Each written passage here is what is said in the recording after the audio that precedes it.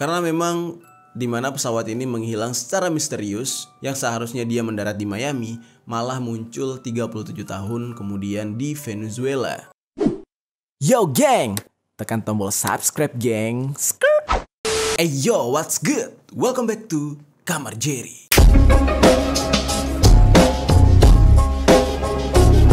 Geng, ada banyak konspirasi di dunia ini dan bagi sebagian orang mungkin tidak masuk akal gitu geng ya. Dan sering sekali memang teori-teori konspirasi itu jauh dari nalar normal manusia. Seperti halnya yang akan kita bahas hari ini. Salah satu kisah tentang pesawat yang hilang namun kembali terlihat setelah 37 tahun. Memang agak sedikit terdengar tidak masuk akal. Kenapa? Karena 37 tahun secara logika aja gitu ya. Mana mungkin sebuah pesawat terus-terusan terbang. Ya kan, belum bensinnya gitu ya, belum gimana orang bisa makan di atas itu. Ya secara logika orang dewasa aja udah nggak mungkin. Tapi hal ini sempat heboh dan terjadi geng. Hal ini terjadi pada bulan Mei 1992. Sebuah tragedi pesawat yang kembali setelah 37 tahun melakukan penerbangan. Pesawat ini sudah dilaporkan hilang sudah lama gitu geng ya. Dan dalam kejadian kecelakaannya tersebut, pesawat ini tidak pernah ditemukan bangkainya. Ada yang berasumsi kalau pesawat ini jatuh di laut dan tenggelam. Ada juga yang mengatakan kalau pesawat ini ditembak jatuh. Jadi berita tentang hilangnya pesawat ini tuh pada awalnya tuh simpang siur karena memang tidak pernah ditemukan lagi sejak hilang gitu ya. Bahkan maskapai penerbangan pemilik pesawat yang hilang tersebut sudah memberikan kompensasi atau uang ganti rugi untuk keluarga korban kecelakaan pesawat tersebut. Jadi atas kecelakaan tersebut pihak maskapai sudah bertanggung jawab dan mengkonfirmasi kalau memang pesawat itu sudah hilang akibat kecelakaan.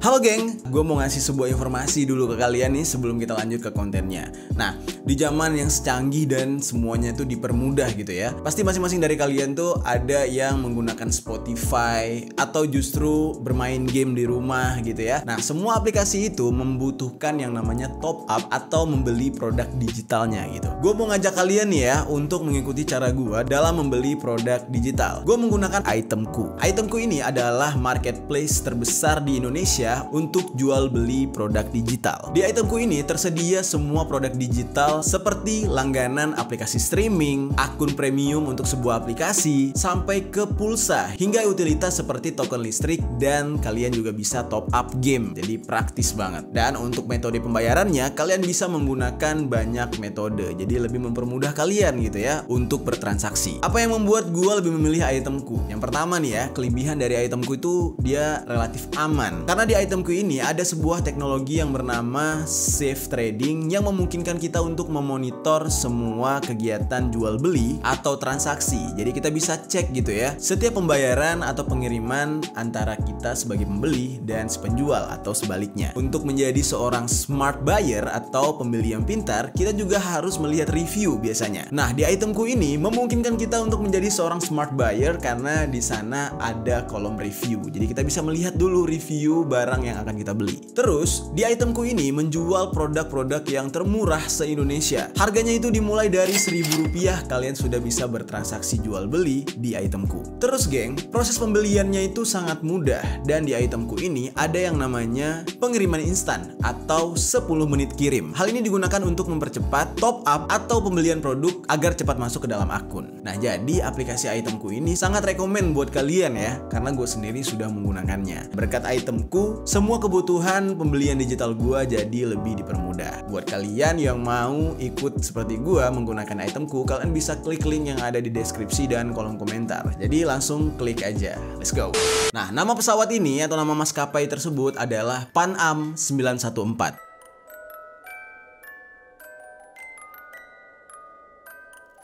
Lalu tiba-tiba saja nih geng ya, setelah pesawat ini hilang, tidak ditemukan bangkainya, nggak tahu letaknya di mana gitu ya, dan keluarga semua sudah pasrah, bahkan negara pun sudah pasrah gitu ya. Tiba-tiba pada Mei 1992, tepatnya di Bandara Internasional Simon Bolivar di Caracas, Venezuela, pesawat ini tiba-tiba saja muncul setelah 37 tahun dinyatakan menghilang.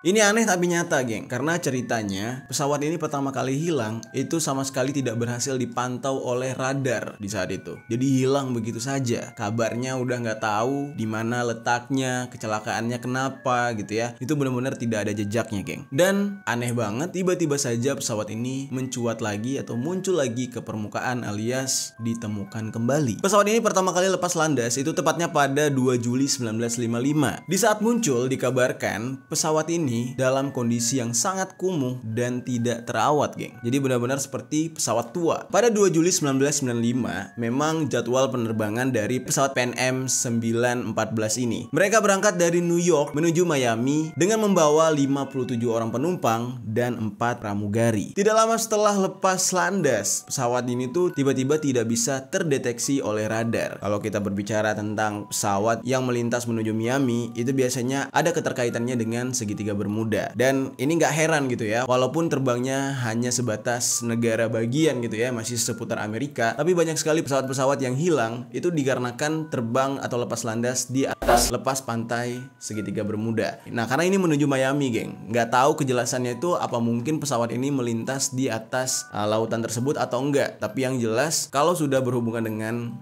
segitiga Bermuda biasanya memang kecelakaan sangat lumrah terjadi gitu ya. Seperti yang kalian ketahui, tempat ini sangat berbahaya. Staf lalu lintas udara benar-benar kehilangan sinyal dari pesawat Pan Am 914 ini. Namun yang anehnya, tidak ada tanda-tanda kecelakaan di titik manapun di sekitar lintas penerbangan pesawat ini. Dan tidak ada satu orang pun yang tahu apa yang terjadi dengan pesawat ini, geng. Setelah dilakukan penyelidikan, diambil kesimpulan oleh pihak yang berwenang kalau pesawat ini sudah kecelakaan dan semua penumpangnya dianggap tewas, walaupun bukti-buktinya nggak ada. Pencarian besar-besaran sempat dilakukan oleh pemerintah di saat itu. Bahkan pihak keluarga menuntut pemerintah untuk mencari keluarga mereka, ya kalau bisa masih hidup gitu. Cuma secara logikanya sudah berbulan-bulan dicari, bahkan sampai setahun, bangkai pesawat ini juga tidak kunjung ditemukan. Jadi walaupun ditemukan juga, ya kayaknya udah nggak mungkin hidup gitu ya semua penumpang yang ada di dalam pesawat ini. Setelah dinyatakan hilang dan case close gitu ya, pihak pemerintah akhirnya menghentikan pencarian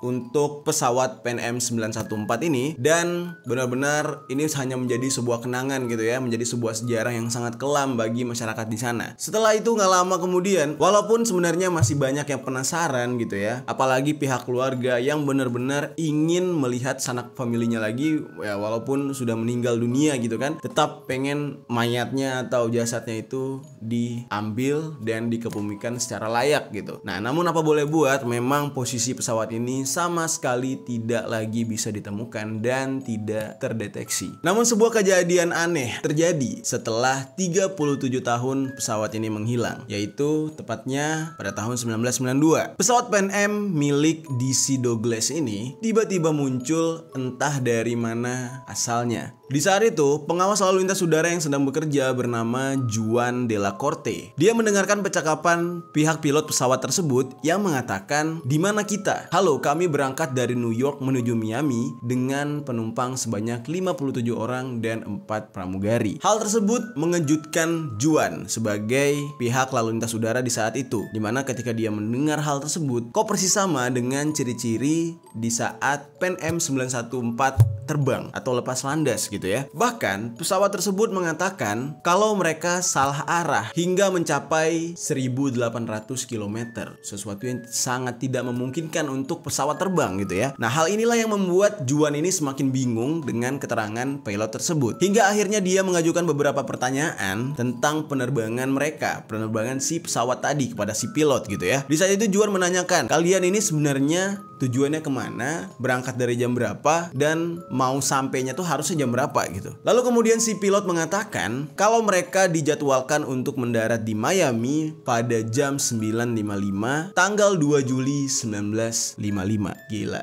Dan itu dia ngomong pada tahun 1992, geng. Tahun 1955 ke 1992 itu 37 tahun durasi panjangnya. Disitulah akhirnya Juan de la Corte ini mengasumsikan atau mengatakan kalau pesawat ini adalah benar pesawat Pan Am 914 yang hilang 37 tahun lalu. Setelah mendengar keterangan dari si pilot, si Juan ini tanpa pikir panjang lagi langsung memberitahu kepada pilot itu ya kalau mereka sedang berada di Caracas, Venezuela dan hari tersebut adalah tanggal 2 Mei 1992. Ketika mendarat, Juan de la Corte ini sangat kaget melihat kondisi pesawat, di mana dia melihat pesawat itu adalah jenis pesawat buatan lama, sudah usang, sudah tua, dan sudah tidak beroperasi lagi seharusnya gitu. Karena sistem dan teknologinya itu sudah ketinggalan zaman. Ketika sudah mendarat, akhirnya pihak bandara mencoba mendekati pesawat tersebut. Namun anehnya, ketika itu pilot mengatakan untuk tolong jangan mendekat ke pesawat. Di saat para pihak bandara mendekat ke pesawat itu, tujuannya adalah untuk menurunkan semua penumpang, karena memang ini agak sedikit mencurigakan gitu ya. Bahkan pihak-pihak berwenang seperti keamanan, kepolisian turut turun untuk ngecek pesawat yang aneh ini. Cuma lagi-lagi pilot ini mengatakan dia menyampaikan kepada pihak lalu lintas udara, yaitu si Juan tadi, untuk tolong tidak mendekat ke pesawat. Dikarenakan pihak bandara tidak mendengarkan keinginan si pilot, akhirnya tanpa pikir panjang pesawat ini kembali terbang dan lepas landas. Jadi sudah sempat mendarat di bandara Venezuela tersebut, terus karena dideketin akhirnya dia berangkat lagi, terbang lagi, geng. Sesaat setelah terbang masih terlihat pesawat itu di udara dan tiba-tiba saja masuk ke dalam gumpalan awan dan menghilang. Nah, di saat itu pemerintah tidak hanya tinggal diam, pihak berwenang langsung meluncurkan jet untuk mengejar pesawat tersebut. Di saat pengejaran, anehnya jet tidak mampu menemukan atau mengejar pesawat PNM 914 tersebut. Namun menurut laporan yang ada, dikatakan pesawat tersebut sudah berhasil mendarat di Miami setelah meninggalkan Caracas, Venezuela. Aneh banget ya, bahkan jet tempur nggak bisa mengejar pesawat PNM 914 ini. Jadi kayak pesawat goib gitu ya. Namun yang mengejutkan nih geng ya, ketika pesawat ini mendarat, pesawat ini persis sama kondisinya seperti 37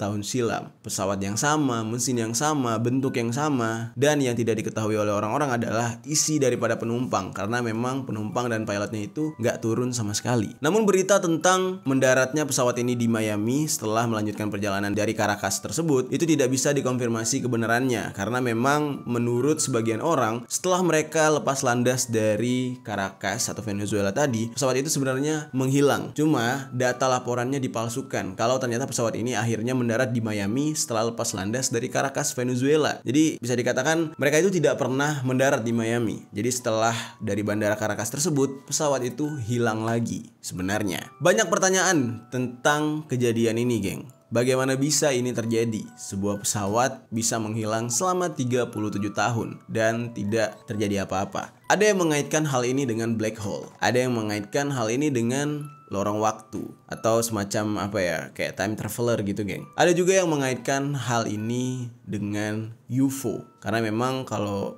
untuk urusan hilang menghilangkan pesawat, banyak sekali yang mengaitkan dengan makhluk asing ini. Karena memang di mana pesawat ini menghilang secara misterius, yang seharusnya dia mendarat di Miami malah muncul 37 tahun kemudian di Venezuela. Pada awalnya nih geng ya, berita ini benar-benar menghebohkan di saat itu. Orang-orang di Amerika sana sampai mencari tahu sebenarnya ini ada apa gitu ya. Cuma akhirnya belakangan diketahui siapa dalang dibalik berita ini.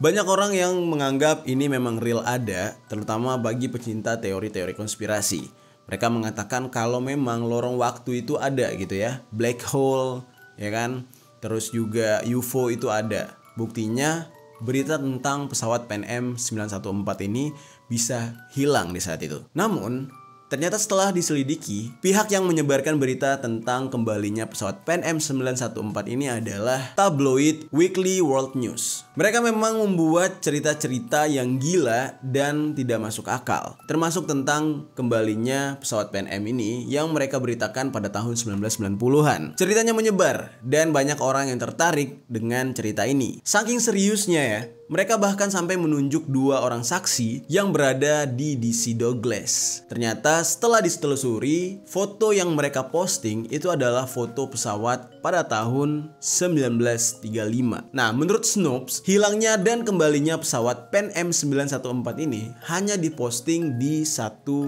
media cetak doang, yaitu tabloid Weekly World News ini. Jadi dipercaya oleh orang-orang di sana kalau ini hanya sebuah berita hoax yang dibuat-buat oleh tabloid tersebut. Namun, tidak sedikit dari orang-orang di sana percaya dengan tabloid Weekly World News ini. Karena memang terkadang nih geng ya, cerita-cerita seperti ini sering sekali disembunyikan oleh pemerintah atau elit global di sana. Ya contohnya aja kayak pihak Rusia atau Uni Soviet yang sempat menemukan UFO. Padahal videonya sudah tersebar gitu ya, ada fotonya gitu ya. Sebuah UFO ya kan dijaga oleh beberapa orang bersenjata api. Namun berita itu selalu saja ditutup-tutupi. Nah sama halnya seperti kejadian ini. Biasanya cara menutup-nutupinya adalah dengan membuat isu kalau ini hanya hoax gitu. Tidak bisa dipungkiri juga, ini merupakan sebuah berita yang sangat heboh dan orang-orang percaya ini adalah sebuah konspirasi yang sangat besar. Sampai saat sekarang ini bahkan masih ada yang percaya dan meminta untuk membongkar tentang kebenaran kejadian ini, geng. Nah, walaupun misalkan secara logika ya memang gak masuk akal gimana bisa ya bertahun-tahun pesawat terbang gitu kan. Tapi ya kalau dipikir-pikir ya apa sih yang gak mungkin di dunia ini ya. Bahkan sudah banyak gitu ya kejadian-kejadian aneh yang terjadi di dunia dan tidak masuk akal. Namun sayangnya memang faktanya ditutup-tutupi. Nah, menurut kalian gimana, geng? Apakah kalian percaya dengan apa yang terjadi ini atau ini hanya sebuah berita hoax? Coba tinggalkan komentar di bawah.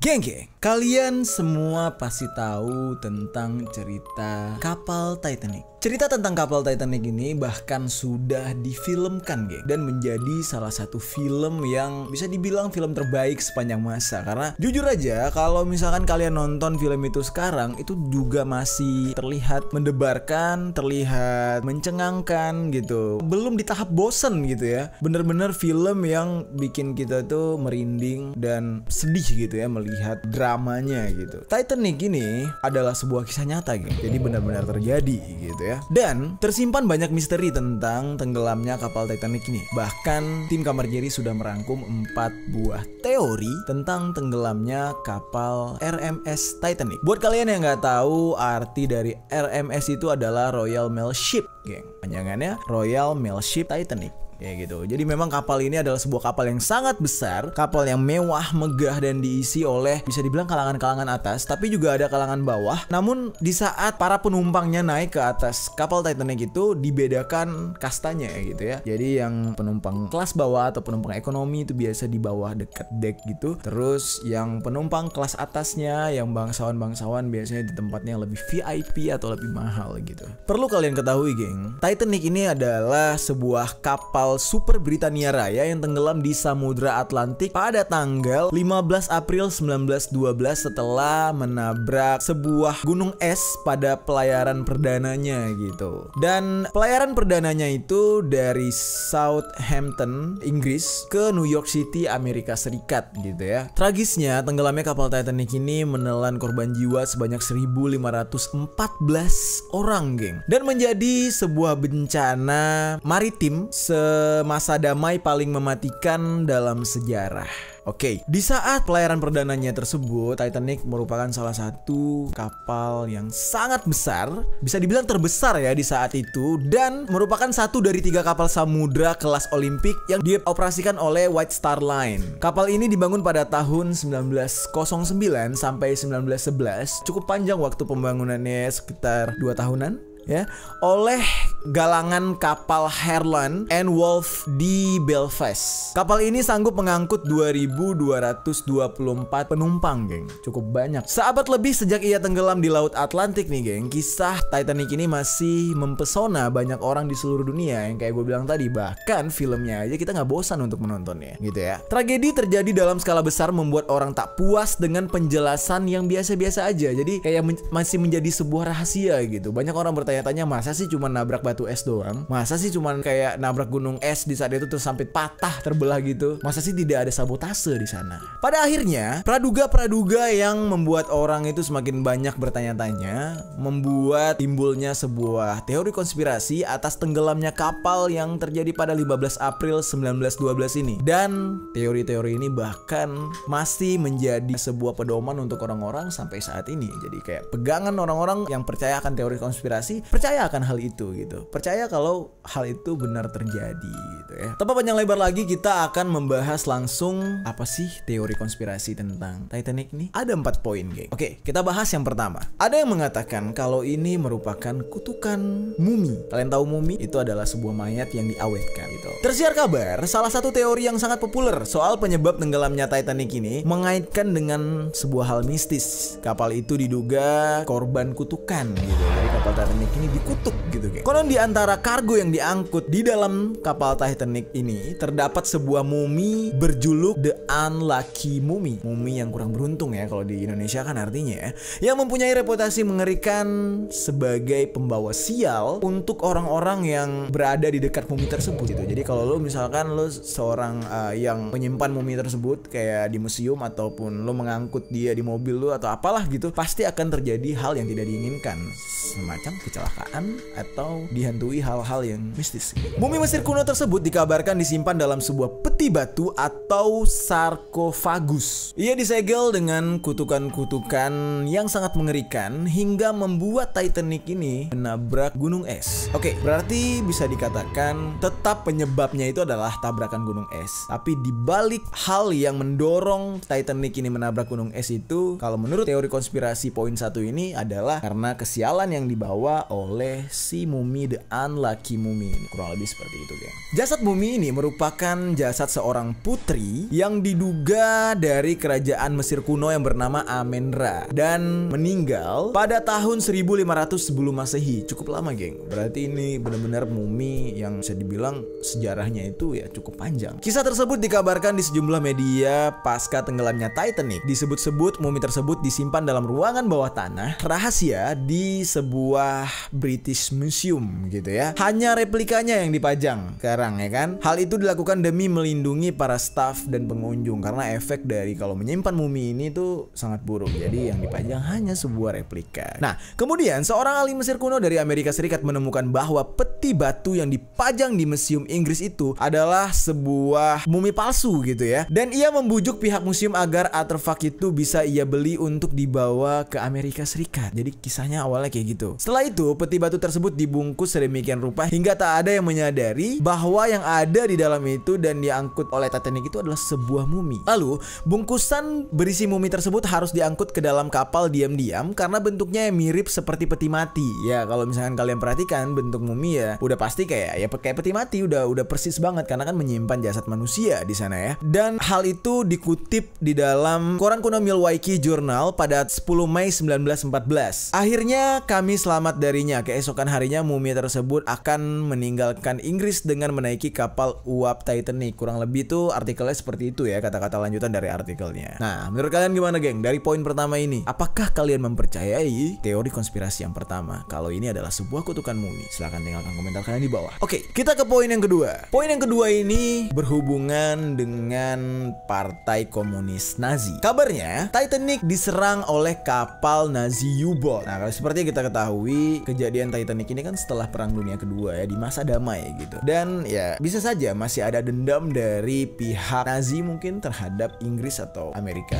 karena mereka bersekutu. Jadi terjadilah hal ini. Oke, coba kita bacakan teorinya ya. Titanic tak hanya mewah tapi juga kapal paling canggih pada masanya termasuk mesinnya gitu. Oleh karena itu, sejumlah orang sangat yakin ia tenggelam karena kekuatan dari luar yang bukan gunung es. Jadi orang tuh kayak nggak percaya kalau cuman menabrak gunung es bisa tenggelam, karena yang gue lihat dari film juga begitu. Seorang kaptennya meyakinkan salah satu bangsawan kalau Titanic ini nggak mungkin bisa tenggelam. Katanya ini sudah merupakan kapal yang sangat canggih pada era tersebut gitu. Jadi kalaupun menabrak karang, menabrak gunung es apapun itu, dia tidak akan tenggelam ya, paling cuman rusak kecil gitu ya. Makanya mungkin timbullah teori konspirasi yang seperti ini. Kayak nggak mungkin gitu Titanic ini bisa tenggelam gitu aja karena menabrak gunung es. Nah, sejumlah pendukung teori konspirasi meyakini bahwa Titanic dihantam torpedo yang ditembakkan dari kapal perang Jerman atau U-boat. Mereka yang selamat mengaku mendengar suara ledakan di kapal. Oke, tapi kalau kita nonton di video filmnya itu memang ada sebuah ledakan. Itu berasal dari ruangan bawah yang ada dapur atau ruangan listrik, gue lupa waktu itu. Yang jelas memang ada ledakan. Dan sejumlah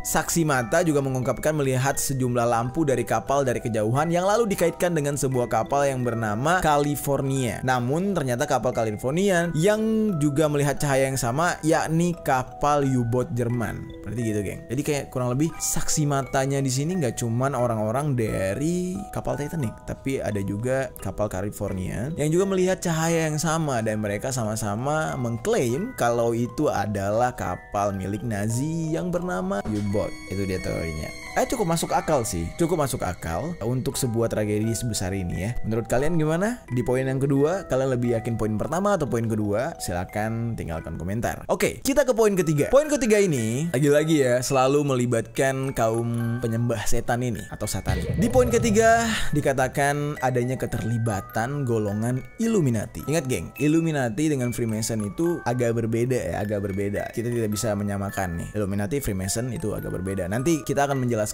apa itu Illuminati, apa itu Freemason di video-video selanjutnya. Oke? Jika berbicara tentang Illuminati, banyak yang akan berpikir tentang simbol segitiga bermata satu. Sebenarnya, Illuminati adalah organisasi kuno yang diyakini memiliki kepentingan sendiri. Mereka menerima instruksi dari orang-orang tertentu dari belakang layar. Jadi ini kayak tentara suruhan gitu. Tentara Dajjal, tentara iblis, tentara setan yang diminta untuk membantu sang penguasa. Banyak orang yang percaya bahwa Illuminati diwakili oleh segitiga dengan mata di tengah. Kalian tahu lah ininya, logonya, yang dikenal sebagai mata yang melihat semua, ya kan? Tetapi simbol asli mereka sebenarnya adalah burung hantu. Beberapa orang mengklaim bahwa penyebab sebenarnya dari Titanic tenggelam karena organisasi yang terkait dengan Rothschild yang ingin membersihkan orang-orang yang menentang agenda mereka untuk mendirikan Federal Reserve Bank of America. Ya, kalau misalkan kalian bertanya siapa sih yang benar-benar memegang kuasa di dunia, itu ada dua keluarga, geng, yang mengendalikan dunia ini. Keluarga hanya 1%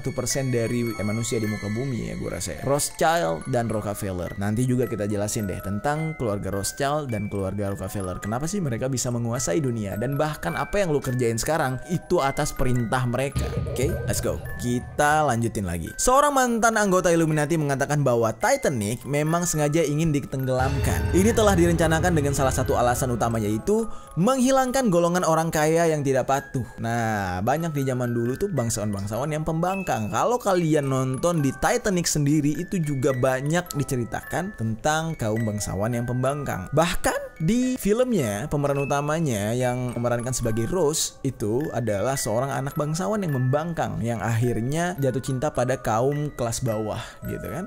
Oke, kebetulan milioner yang tewas dalam insiden itu adalah Benjamin Guggenheim, Isidor Straus, dan John Jacob Astor Ford. Oke, mereka dilaporkan sengaja dibunuh karena ditakutkan akan menghalangi rencana Illuminati untuk mengatur Federal Reserve yang dirancang oleh keluarga Rothschild, Rockefeller yang gue sebut tadi, dan JP Morgan. Di masa itu ketiga orang tersebut adalah orang terpenting dalam institusi perbankan dunia. Perlu kalian ketahui, geng, ada isu bahwasanya Rothschild, Rockefeller, dan JP Morgan ini sebenarnya ikut ke dalam kapal Titanic. Mereka terdaftar sebagai penumpang di sana. Tapi beberapa jam sebelum keberangkatan, mereka secara tiba-tiba membatalkan keberangkatan mereka dan tidak jadi ikut naik ke kapal. Hal itulah yang menimbulkan teori konspirasi pada poin ketiga ini muncul. Anehnya, setelah kematian 3 miliarder dalam insiden sejarah pada 15 April 1912, Federal Reserve berhasil didirikan tanpa banyak tantangan pada 23 Desember 1913. Agak-agak berkaitan gitu ya. Agak-agak teori ini tuh ada benarnya gitu. Ya kan? Coba deh menurut kalian. Oke, sudah 3 teori, kita langsung ke teori keempat nih, geng. Ada yang mengatakan bahwa Titanic ini adalah sebuah kloningan. Jadi, di poin keempat ini bertema kapal lain yang tenggelam, bukan Titanic. Oke. Salah satu teori yang menarik adalah mungkin Titanic yang menabrak gunung es pada 14 April 1912 melainkan kapal Olympic, geng. Pada saat Titanic dibangun, White Star Line juga membuat kapal besar lainnya yang diduga kembaran Titanic. Jadi ini Olympic ini adalah kloningan dari Titanic. Jadi mirip banget gitu ya. Tinggal dirubah tulisannya, misalkan nama di bodi kapal menjadi Titanic, udah langsung mirip gitu. Olympic atau kakaknya Titanic merupakan satu dari 3 kapal mewah WSL yang dibangun oleh Harland and Wolff. Merupakan salah satu dari 3 kapal mewah WSL yang dibangun oleh Harland and Wolff. Oke, ada kapal ketiga juga. Kapal ketiga adalah HMHS Britannic. Perbedaan antara Olympic dan kembarannya terletak pada lorong jalan dek A Titanic yang dibuat dengan sekat baja dan jendela geser. Perubahan itu memungkinkan lebih banyak ruang di bagian depan depan kapal. Nah itu alasannya. Selanjutnya, lorong pada dek B Titanic juga dikurangi. Beda nih sama tipe Olympic gitu ya, tipe kakaknya, tipe yang dari sebelumnya gitu, yang lebih tua gitu ya, agar memungkinkan lebih banyak ruangan digunakan untuk kabin gitu. Jadi kayak dikurangi untuk menambah bagian kabin gitu ya. Olympic memulai pelayaran pertamanya pada 15 Juni 1911, mengarungi rute perjalanan yang sama dengan Titanic. Sudah kembar bentuknya, cuman beda pada ruangan deck doang atau ruangan kabin, tapi memiliki rute yang sama gitu, melewati jalur yang sama, dan sampai dengan selamat di New York pada tahun 1911 pada tanggal 21 Juni gitu ya. Sayangnya, pada pelayaran kelima Olimpik bertabrakan dengan kapal pesiar Inggris HMS Hawke pada 20 September 1991 di dekat Isle of Wight. Kecelakaan itu mengakibatkan dua lubang besar menganga di sisi kanan kapal dan air laut membanjiri dua kompartemen kedap air. Tidak hanya itu, baling-baling kapal juga rusak. Meski babak belur, Olimpik bisa kembali ke Southampton. Jadi kapalnya bertabrakan, cuma cacat sedikit dan masih bisa selamat gitu, nggak tenggelam kayak tragedi yang dialami oleh Titanic. Lalu, seorang penulis, Robin Gardinier, mengemukakan teori konspirasi yang menghebohkan. Robin berpendapat bahwa kapal yang karam di Samudra Atlantik pada April 1912 itu adalah Olympic, bukan Titanic. Dalam buku yang berjudul Titanic, The Ship That Never Sank. Nah, itu judul buku dari si Robin ini ya. Robin ini menyatakan bahwa Olympic menyamar menjadi Titanic dan sengaja ditenggelamkan untuk mencairkan asuransi dalam jumlah besar. Fuck, bro, kejam banget. Mengorbankan banyak nyawa untuk mendapatkan asuransi. Itu bagaimana konsepnya? Apakah orang yang berkuasa di saat itu tidak punya hati gitu ya? 1.500 orang, geng. Gila. Kenapa harus diset sedemikian rupa sampai harus menelan banyak nyawa? Kenapa nggak diset yang kayak tenggelamnya ya di pinggiran pada saat sedang parkir kayak apa? Apakah asuransi tidak mengcover hal itu? Apakah asuransi hanya akan mengcover jika sudah memakan korban nyawa? Oke. Teori itu dinyatakan oleh sang penulis berdasarkan fakta bahwa HMS Hawke menyalahkan Olympic atas kecelakaan yang menimpa kedua kapal itu. Akibatnya, White Star Line dibanjiri dengan tagihan biaya hukum, perbaikan, dan kerugian selama Olympic tidak beroperasi. Nah, sementara itu perusahaan asuransi yang digunakan White Star Line, Lloyd's of London, diduga menolak untuk membayar klaim. Parah banget nih, agak buyar gitu ya. Sehingga menyebabkan keterlambatan perbaikan dan keberangkatan pertama Titanic. Berkaitan dengan hal tersebut, Robin mengatakan bahwa WSL juga sengaja menukar bagian kapal bertuliskan Titanic dan memasangkan pada Olympics gitu ya. Robin juga mengatakan pendapatnya itu berdasarkan fakta bahwa uji coba laut Titanic di laut hanya berlangsung beberapa jam katanya gitu. Jadi nggak sesuai prosedur. Sementara Olympics selama 2 hari. Kenapa ada perbedaan antara uji coba laut antara Titanic dan Olympic gitu kan? Jadi agak mencurigakan. Dan selain itu, Robin juga menduga kapal itu karam bukan akibat menabrak gunung es, melainkan ditubruk kapal penyelamat yang mencoba bersembunyi di dalam kegelapan. Cukup masuk akal tapi oke. Dan pria itu percaya bahwa gunung es tidak mampu untuk menghasilkan kerusakan yang dapat menenggelamkan bahtera itu. Oke. Diduga White Star Line sengaja mengorbankan Olympic ini menggantinya dengan Titanic itu karena kapal Olympic ini sudah babak belur, hancur dan tidak dapat diperbaiki. Ditambah dengan asuransi yang tidak menerima klaim mereka, pada akhirnya ya sudah, daripada mengorbankan Titanic yang asli, mereka lebih baik mengorbankan kapal yang memang sudah rusak untuk mendapatkan klaim asuransi. Sudah 4 poin kita bahas, geng. Poin pertama, 2, dan 3, dan 4. Menurut kalian mana teori konspirasi yang paling masuk akal dan mana yang menurut kalian benar-benar nyata gitu? Silahkan tinggalkan komentar kalian di bawah.